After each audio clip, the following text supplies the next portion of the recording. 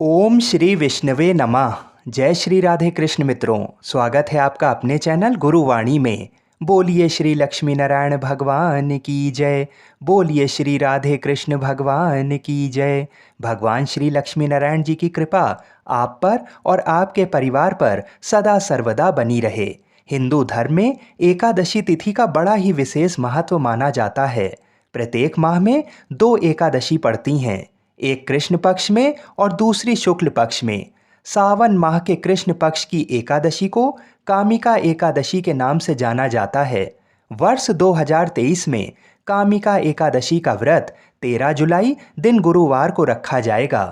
कामिका एकादशी के दिन भगवान विष्णु के शंख चक्र और गदाधारी रूप का पूजन किया जाता है और कामिका एकादशी की कथा सुनने मात्र से मनुष्य को वाजपेयी यज्ञ का फल मिलता है और भगवान श्री लक्ष्मी नारायण जी अपने भक्तों का घर अपार धन संपत्ति से भर देते हैं।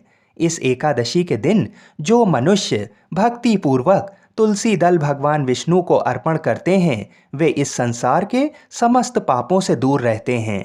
आज के इस वीडियो में हम आपको कामिका एकादशी की वही व्रत कथा और महात्म्य को सुनाएंगे जो स्वयं भगवान श्री कृष्ण जी ने अर्जुन को सुनाई थी। और कथा सुनने के बाद कामिका एकादशी की संपूर्ण पूजा विधि, महत्व, नियम और एकादशी तिथि की संपूर्ण जानकारी देंगे और साथ ही साथ ये भी बताएंगे कि एकादशी के अगले दिन व्रत का पारण कितने बजे करना शुभ होगा और व्रत क्या खाकर खोलें। तो आइए भगवान श्री लक्ष्मी नारायण जी के चरणों का ध्यान करते हुए कामिका एकादशी की व्रत कथा को सुनते हैं। व्रत कथा को सुनने से पहले आप सभी से हमारा विनम्र निवेदन है कि आप भी अगर भगवान श्री कृष्ण जी के भक्त हैं तो इस चैनल को सब्सक्राइब अवश्य करें और कमेंट में जय श्री राधे कृष्ण अवश्य लिखें। एक बार अर्जुन ने भगवान श्री कृष्ण जी से कहा, हे प्रभु, अब आप मुझे श्रावण माह के कृष्ण पक्ष की एकादशी की कथा सुनाने की कृपा करें। इस एकादशी का क्या नाम है ये भी बताएं। तब भगवान श्री कृष्ण जी ने कहा, हे श्रेष्ठ धनुर्धर, मैं श्रावण माह की पवित्र एकादशी की कथा को सुनाता हूँ, इसे ध्यान पूर्वक सुनो। एक गांव में एक वीर क्षत्रिय रहता था। एक दिन किसी कारणवश उसकी ब्राह्मण से हाथापाई हो गई और उस ब्राह्मण की मृत्यु हो गई। अपने हाथों मारे गए ब्राह्मण की क्रिया उस क्षत्रिय ने करनी चाहिए, परंतु ब्राह्मणों ने उसे क्रिया में शामिल होने से मना कर दिया।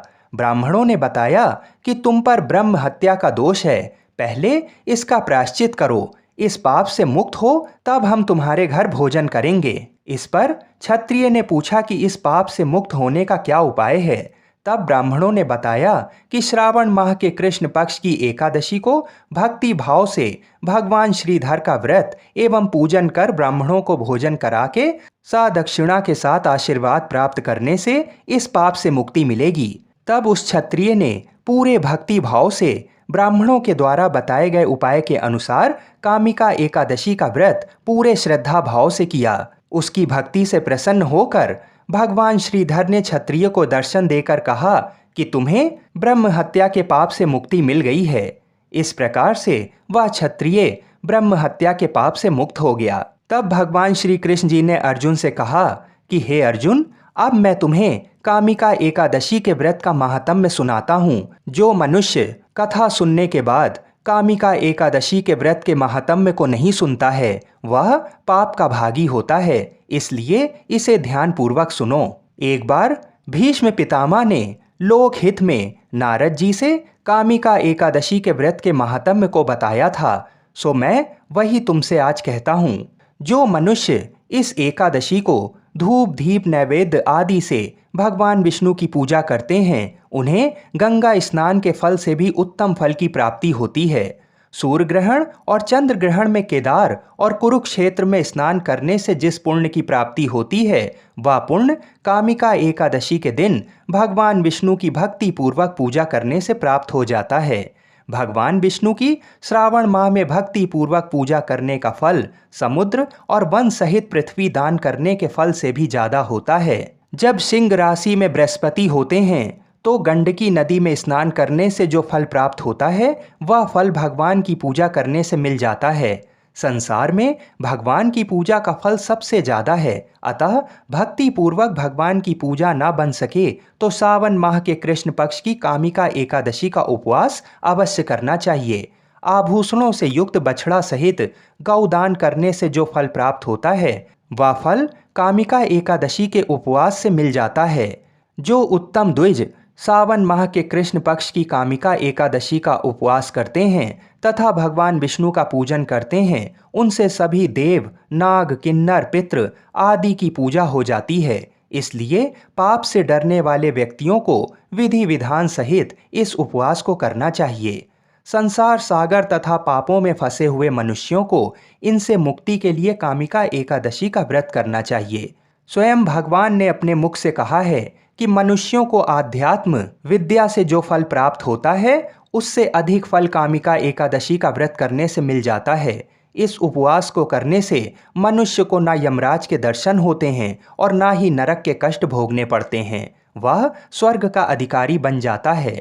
जो मनुष्य इस दिन तुलसी दल से भक्ति पूर्वक भगवान विष्णु का पूजन करते हैं वे इस संसार सागर में रहते हुए भी इस प्रकार पापों से अलग रहते हैं जिस प्रकार कमल पुष्प जल में रहता हुआ भी जल से अलग रहता है।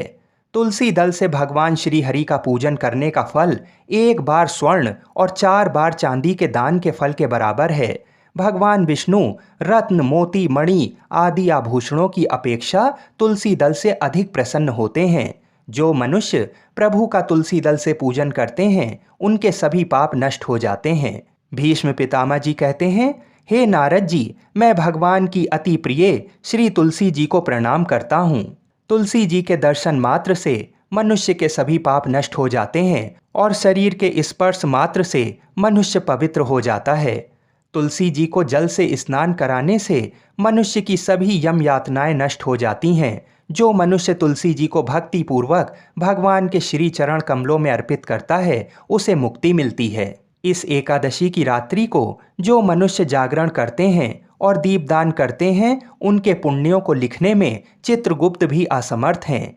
एकादशी के दिन जो मनुष्य भगवान के सामने दीपक जलाते हैं उनके पितर स्वर्गलोक में अमृत का पान करते हैं। भगवान के सामने जो मनुष्य घी या तिल के तेल का दीपक जलाते हैं उनको सूर्यलोक में भी सहस्त्रों दीपकों का प्रकाश मिलता है। इस व्रत को करने से इस लोक में सुख भोग कर प्राणी अंत में विष्णु लोक को जाते हैं। इस कामिका एकादशी के महात्म्य के श्रवण व पठन से मनुष्य स्वर्गलोक को प्राप्त करते हैं। आइए अब वाराणसी के पंचांग के अनुसार जान लेते हैं कि एकादशी तिथि कब से कब तक है और व्रत का पारण कब किया जाएगा। एकादशी तिथि प्रारंभ होगी 12 जुलाई को शाम 5:58 से और एकादशी तिथि समाप्त होगी 13 जुलाई को शाम 6:24 पर। तो उदया तिथि के अनुसार 13 जुलाई को ही कामिका एकादशी का व्रत रखा जाएगा। अगले दिन व्रत का पारण 14 जुलाई को किया जाएगा। व्रत के पारण का समय होगा सुबह 5:16 से लेकर सुबह 8 बजे के मध्य में। एकादशी के दिन आपने जो भी भगवान को भोग लगाया हो उस प्रसाद को खाकर ही अपना व्रत खोलना चाहिए या आंवला खाकर भी व्रत खोलना अत्यंत शुभ माना जाता है। किसी भी ब्राह्मण को दान दक्षिणा आदि देकर ही अपना व्रत खोलें। एक चीज का विशेष ध्यान रखें कि बताए गए समय में ही एकादशी के व्रत का पारण करें, क्योंकि जब हम एकादशी के व्रत का पारण शुभ समय में करते हैं तो ही हमें एकादशी के व्रत का पूरा फल मिलता है। कामिका एकादशी के व्रत के पारण में एक चीज का विशेष ध्यान रखें कि गाय, ब्राह्मण और तुलसी इन तीनों के पूजन के बाद ही अपना व्रत खोलें। गाय को हरा चारा खिलाएं। तुलसी पूजन में आपको तुलसी माता को जल अर्पित करना है और उन्हें सिंदूर अवश्य लगाएं और घी का दीपक प्रज्वलित करें और तुलसी के पौधे की ही गीली मिट्टी का तिलक करें।